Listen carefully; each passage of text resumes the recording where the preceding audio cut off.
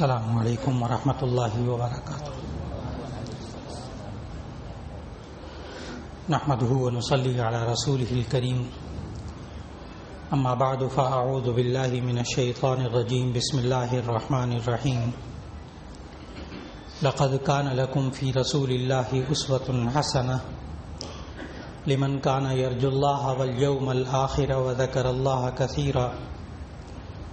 صدق الله العظيم. اللہ رب العزت نے آخری نبی حضرت محمد رسول اللہ صلی اللہ علیہ وسلم کو قیامت تک آنے والے انسانوں کے لیے راہ ہدایت دے کر بھیجا، رہنما بنا کر بھیجا. اور اس سورہ احزاب کی اس آیت میں جو ابھی اللہ نے تلاوت کی توفیق عطا فرمائی، اس میں اللہ تعالیٰ نے ہمیں نبی کریم صلی اللہ علیہ وسلم کی ساری زندگی کو اپنے لیے معیار بنانے کا حکم دیا.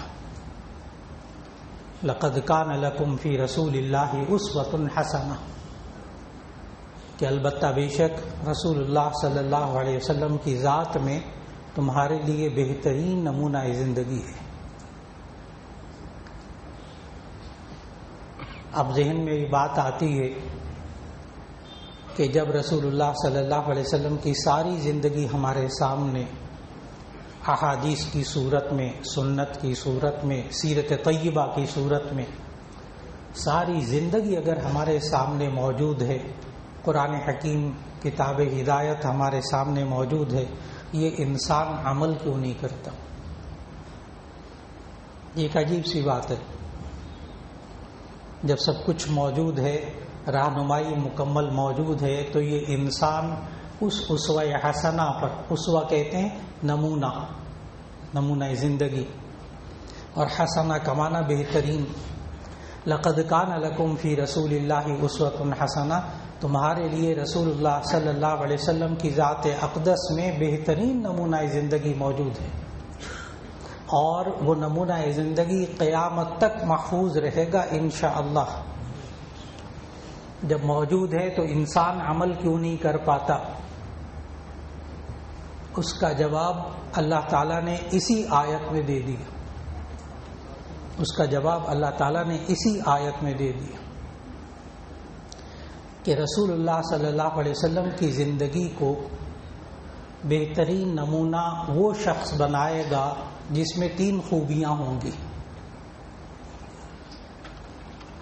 اور اگر اس میں سے ایک خوبی بھی کم ہوگی تو وہ رسول اللہ صلی اللہ علیہ وسلم کی ذات اقدس کو نمونہ نہیں بنائے گا. یہ خالق خود بتا رہا ہے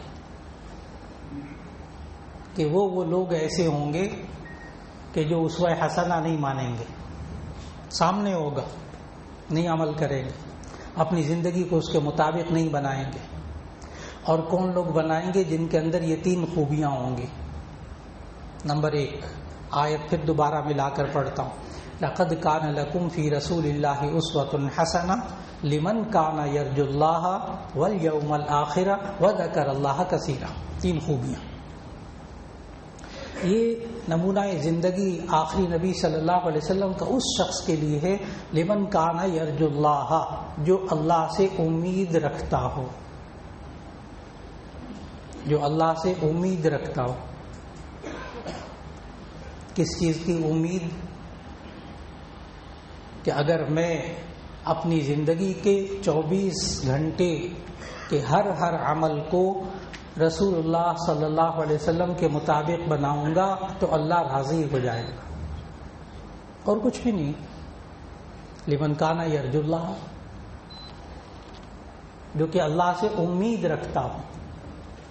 اور جو اللہ سے نا امید ہو، مایوس ہو، وہ کبھی بھی اسوہ حسنہ پہ عمل نہیں کرے گا. وہ کبھی بھی اسوہ حسنہ پہ عمل نہیں کرے گا. تو معلوم ہوا ہمیں اللہ تعالیٰ سے امید لگا کے رکھنی چاہیے کہ اللہ نے ہمارے لیے نمونہ زندگی بھیجا ہے، ہم عمل کریں گے، وہ اللہ ضرور قبول کرے گا.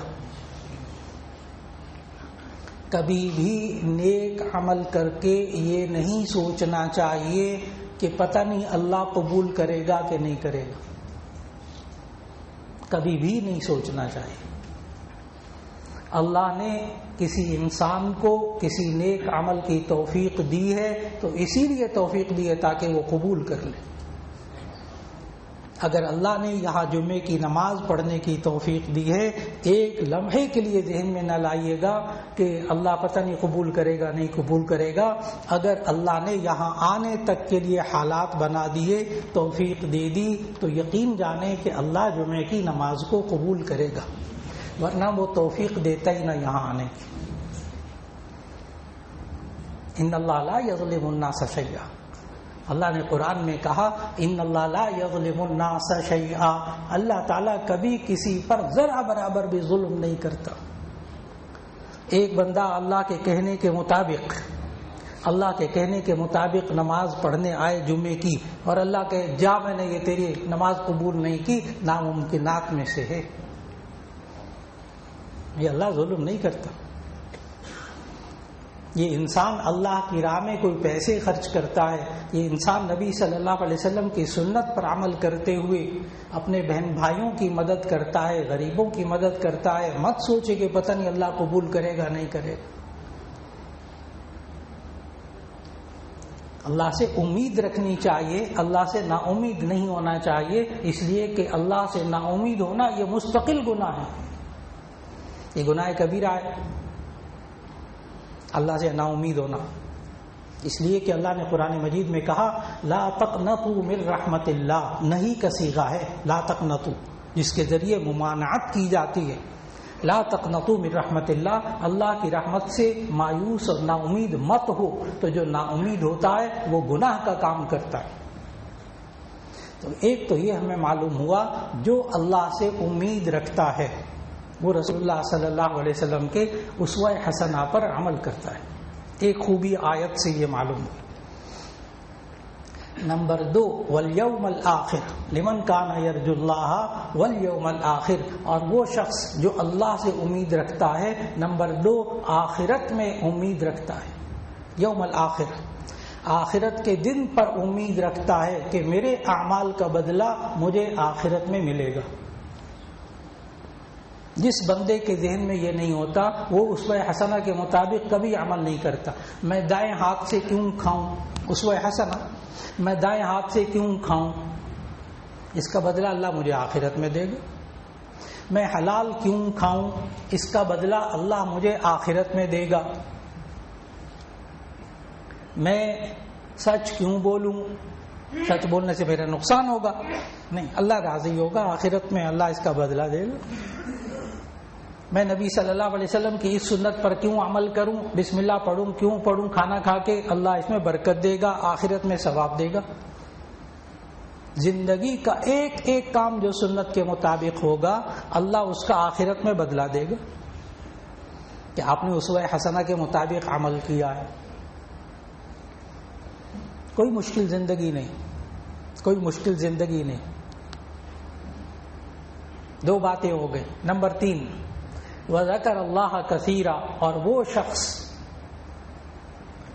اسوہ حسنہ پر عمل کرتا ہے، وذکر اللہ کثیرا، جو اللہ کو بہت زیادہ یاد کرتا ہے. اور جس کو اللہ یاد نہیں ہوتا وہ رسول اللہ صلی اللہ علیہ وسلم کے اسوہ حسنہ پر کیوں عمل کرے گا، وہ کیوں عمل کرے گا؟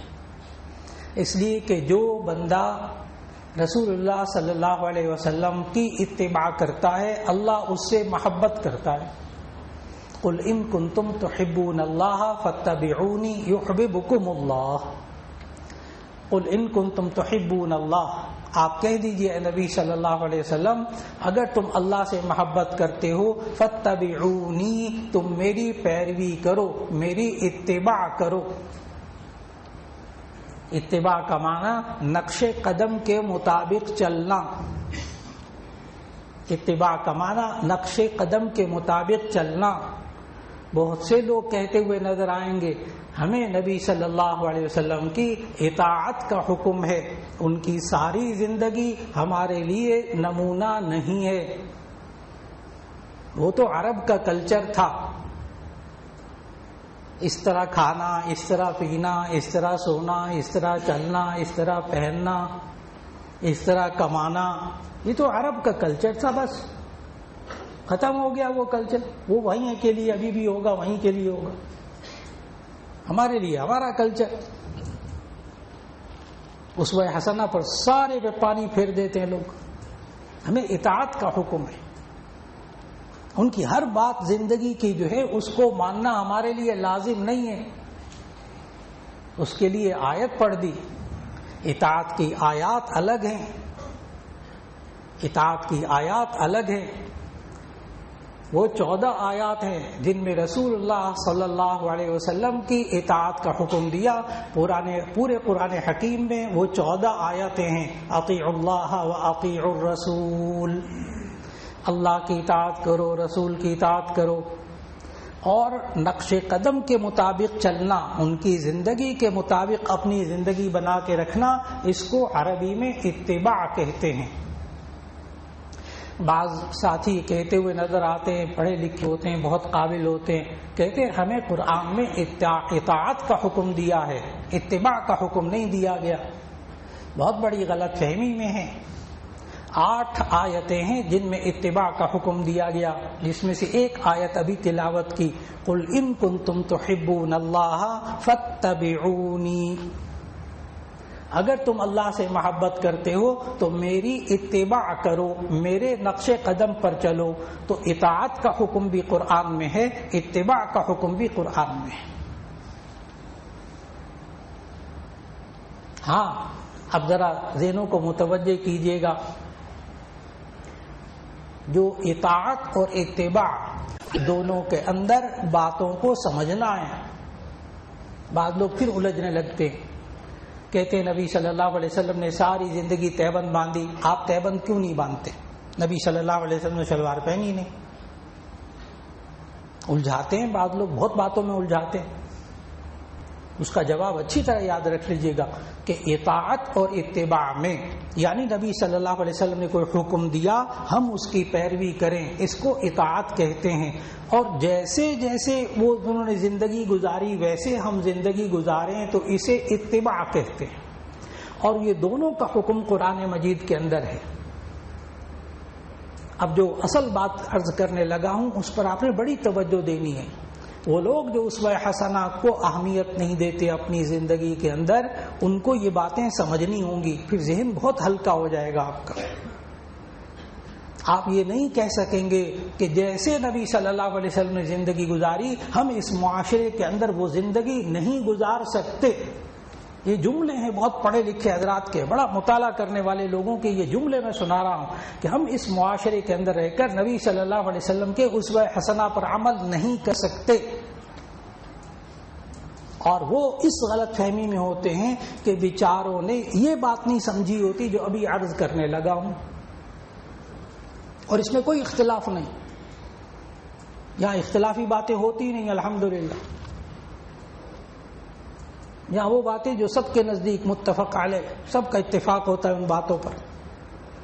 یاد رکھ لیجئے گا نبی صلی اللہ علیہ وسلم نے جس جس بات کی اطاعت کا حکم دیا، جس جس بات کی اتباع کرنے کا ہمیں حکم دیا، اس سب کے اندر اہمیتیں ہیں، ترجیحات ہیں، اس کے اندر پرائرٹیز ہیں. کس بات کو آپ نے کس جگہ رکھنا ہے. بعض باتیں فرض ہیں، بعض باتیں واجب ہیں، بعض باتیں سنت ہیں، بعض باتیں ان میں سے سنت مؤکدہ ہیں، بعض وہ باتیں سنت غیر مؤکدہ ہیں، بعض وہ باتیں جو مستحب، اچھی بات، جائز بات، بعض باتیں وہ ہیں جو حرام ہیں، بعض باتیں جو مکروہ تحریمی ہیں، بعض وہ باتیں ہیں جو مکروہ ہیں، ناپسندیدہ ہیں. بس یہ ضروری نہیں ہے کہ نبی صلی اللہ علیہ وسلم نے جو کام ساری زندگی کیا ہو وہ ہمارے لیے فرض ہو جائے. ساری زندگی کیا ہو وہ ہمارے لیے فرض ہو جائے، یہ ضروری نہیں ہے. دین کو سمجھنا ہوگا، سیرت طیبہ کو سمجھنا ہوگا، اسوہ حسنہ کی ایک ایک بات کو سمجھنا ہوگا. نبی صلی اللہ علیہ وسلم نے ساری زندگی تہبند باندھی، وہی مثال جو لوگ بہت پیش کرتے، ساری زندگی تہبند باندھی، کبھی شلوار پاجامہ نہیں پہنا، لیکن اس کو کہتے سنت غیر مؤکدہ۔ اسوہ حسنہ میں سے نا ایک ایک بات کو زندگی میں وزن دینا ہے کہ اس کا وزن کتنا ہے، کیا ہمیں کس حیثیت میں اس کو بتایا گیا، ترجیحات میں۔ ساری زندگی تہبند باندھی، لیکن تہبند باندھنا سنت غیر مؤکدہ۔ سنت غیر مؤکدہ وہ سنت جس کی تاکید نبی صلی اللہ علیہ وسلم نے بیان نہیں کی۔ کوئی بندہ ساری زندگی تہبند نہ باندھے، اس کو ذرا برابر گناہ نہیں ہوگا۔ میں نے بالکل نہیں کہا کہ یہ عرب کا کلچر تھا، میں نے تو کیا عرض کیا، تہبند باندھنا سنت، لیکن سنت غیر مؤکدہ، اس کی تاکید نہیں فرمائی۔ لیکن کہاں تاکید فرمائی، اس کی میں مثال دینے لگا ہوں۔ جیسے دائیں ہاتھ سے کھانا کھانا، یہ سنت مؤکدہ، سنت مؤکدہ جس سنت کی تاکید بیان کی گئی ہو۔ اسوہ حسنہ میں آج کی یہ باتیں سننا بہت ضروری ہے، ذہن نشین کرنا اور اپنے ذہن کو کھولنا بہت ضروری ہے، زندگی آسان ہو جائے گی اسوہ حسنہ پر عمل کرنے کے لیے انشاءاللہ۔ دائیں ہاتھ سے کھانا کھانا سنت مؤکدہ، کیوں؟ اس کی تاکید بیان فرمائی گئی۔ تاکید کیا کہ نبی صلی اللہ علیہ وسلم نے فرمایا تم دائیں ہاتھ سے کھایا کرو، فإن الشیطان یأکل بشمالہ، کیونکہ شیطان یہ بائیں ہاتھ سے کھاتا ہے۔ اب تاکید ہو گئی، اگر ہم بائیں ہاتھ سے کھائیں گے یہ شیطانی عمل ہوگا۔ لیکن کہیں یہ نہیں کہا جو تہبند نہ باندھے تو اس کو گناہ ہوگا، جو تہبند نہ باندھے تو وہ شیطانی عمل ہوگا، کہیں نہیں۔ میں نے بتایا ایسی باتیں جن پر اتفاق ہے علماء اور محدثین کا، وہ باتیں ہوں گی۔ لہذا اگر کوئی بندہ ساری زندگی تہبند نہ باندھے کوئی حرج کی بات نہیں، سنت غیر مؤکدہ۔ لیکن نبی صلی اللہ علیہ وسلم نے حدیث میں آیا سراویل کا لفظ، شلوار کا لفظ، اس کو پسند فرمایا، پہنا نہیں کبھی، پسند فرمایا، آپ پہن سکتے ہیں۔ آپ اپنے معاشرے کا، اپنے کلچر کا، اپنا قومی لباس، اپنی قوم کا لباس، اپنے قبیلے کا لباس آپ پہن سکتے ہیں۔ کہیں قرآن و حدیث میں ممانعت نہیں، قرآن میں صرف اتنا کہا گیا یا بنی آدم قد انزلنا علیکم لباسا یواری سوآتکم وریشا، سورہ اعراف کی آیت نمبر 22۔ یا بنی آدم، دیکھیے اب میں بتانے لگا ہوں کہ کیسا لباس فرض ہے، اگر اس کی خلاف ورزی ہوگی تو گناہ ہوگا، گناہ کبیرہ۔ یا بنی آدم قد انزلنا علیکم لباسا یواری سوآتکم وریشا، اے بنی آدم ہم نے تم پر لباس اتارا، یواری سوآتکم جو تمہاری ستروں کو ڈھانپے، وریشا اور موجب زینت ہو، ایسا لباس جس سے ستر ڈھانپا جائے۔ ستر کیا ہوتا ہے؟ مرد کا ستر ناف کے نیچے سے لے کر گھٹنے کے نیچے تک، ناف ستر میں داخل نہیں، گھٹنا ستر میں داخل ہے۔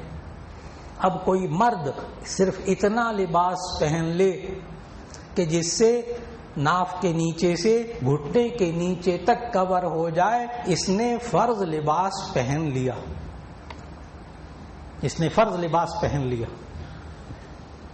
یہی سطر ڈھانپنا، اتنا سطر ڈھانپنا نماز میں فرض ہے، عام زندگی کے اندر بھی فرض ہے۔ اب لوگ سوال کرتے ہیں وہ جی اگر ہاف بازو ہو تو نماز پڑھ سکتے ہیں؟ لوگ سوال کرتے ہیں ہاف بازو ہو تو نماز پڑھ سکتے ہیں؟ تو اس کا جواب غور سے، میں نے تو عرض کیا کتنا فرض ہے، ناف کے نیچے سے لے کر گھٹنے کے نیچے تک، اتنا ڈھانپ کر نماز پڑھ لی، آپ کا فرض ادا ہو گیا، فرض نماز ادا ہو گئی۔ باقی بدن کو ڈھانپنا سنت، باقی بدن کو ڈھانپنا سنت۔ لیکن اگر کوئی شخص ٹوپی پہننا نماز کے اندر سنت غیر مؤکدہ، ٹوپی پہنے بغیر نماز پڑھ لی، 100% نماز درست ہو گئی، ٹوپی پہن کر نماز پڑھ لی تو بھی نماز سنت کے مطابق ہو گئی، ٹوپی کے بغیر نماز پڑھی نماز ادا ہو گئی 100%۔ بس ایک اتنی سی بات ذہن میں رکھ لیجئے گا، نازک سی بات ہے کہ ٹوپی پہننے کو حقارت، حقیر عمل، ذلت کا عمل نہ سمجھیے گا۔ اگر ٹوپی پہننے کو ذلت کا عمل سمجھا، گھٹیا عمل سمجھا، تو اس نے سنت نبوی کو گھٹیا سمجھا۔ وہ نماز پڑھنے سے پہلے کلمہ پڑھ لے، نماز ٹوپی کے بغیر نماز پڑھ لی 100% نماز ہو گئی۔ سنت غیر مؤکدہ کے تارک کو، سنت غیر مؤکدہ چھوڑنے والے کو آپ برا بھلا بھی نہیں کہہ سکتے۔ سنت غیر مؤکدہ کے تارک کو، غیر مؤکدہ کے تارک کو آپ برا بھلا نہیں کہہ سکتے۔ ٹوپی کے بغیر کوئی نماز پڑھے آپ اس کو یہ بھی نہیں کہہ سکتے تمہاری نماز نہیں ہوئی، نہیں کہہ سکتے، اس میں کوئی اختلاف نہیں۔ میں بہت باریکی میں جانے کی کوشش کر رہا ہوں، ایک اصول عرض کر رہا ہوں اسوہ حسنہ کے بارے میں۔ ہمیں یہ سمجھنا ہوگا زندگی کے اندر کیا فرض ہے، کیا واجب ہے، کیا سنت ہے، اور کتنا سنت مؤکدہ، کتنا سنت غیر مؤکدہ۔ آپ کھانا کھائیں، اس میں ایک چیز فرض ہے، باقی ساری سنتیں۔ لباس کے اندر میں نے آپ کو ایک فرض بتایا ہے، بس لباس میں ایک فرض، باقی آپ جس طرح مرضی کا لباس پہنیں، ایک فرض پورا ہونا چاہیے، باقی سنتیں۔ فرض کیا؟ سطر کو ڈھانپنا فرض، اور عورت کا سطر چہرہ، دونوں ہاتھ، دونوں پاؤں، اس کے علاوہ پورا بدن سطر ڈھانپنا فرض، ڈھانپنا فرض۔ کھانے کے اندر ایک فرض، اور وہ ہے حلال کھانا، بس باقی سب سنتیں۔ دائیں ہاتھ سے کھانا، اپنے سامنے سے کھانا، پہلے بسم اللہ پڑھنا، بعد میں دعا پڑھنا، سب سنتیں۔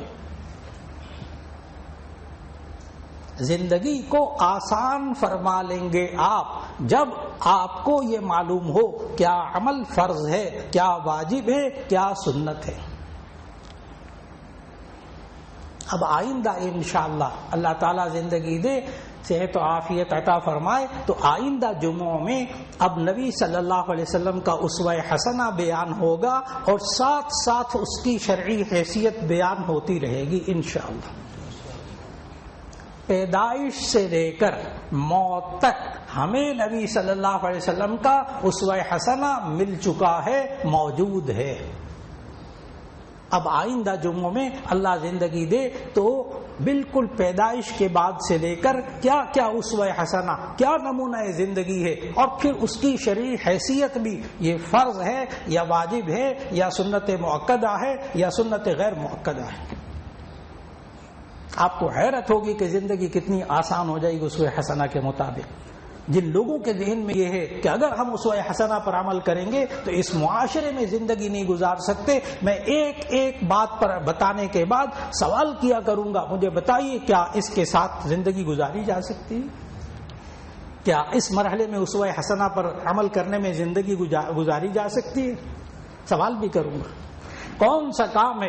یاد رکھ لیجئے گا، پوری اسوہ حسنہ پر عمل کیجئے، پورے اسوہ حسنہ میں ایک ایک سنت پر، کسی ایک سنت پر ہاتھ رکھ کر کہہ دیجئے یہ خلاف عقل ہے، ناممکنات میں سے کسی ایک سنت پر ہاتھ رکھ کر کہہ دیجئے کہ اس پر عمل کریں تو لوگ نفرت کرتے ہیں، لوگ پسند نہیں کرتے۔ ایک سنت پر ہاتھ رکھ کر رکھ دیجئے، جہاں کہیں لوگ اگر کسی مسلمان سے اس کے عمل سے کہیں بھی نفرت کرتے ہیں تو یاد رکھ لیجئے گا اچھی طرح، وہ اسوہ حسنہ نہیں ہوگا، وہ اسوہ حسنہ نہیں ہوگا۔ یہ کیسے ہو سکتا ہے کہ اللہ اس سے محبت کرے اور مخلوق اس سے نفرت کرے؟ یہ کیسے ہو سکتا ہے؟ انشاءاللہ العزیز آئندہ جمعوں میں اسی اسوہ حسنہ کو ترتیب سے بیان کرنے کی اللہ توفیق دے گا انشاءاللہ۔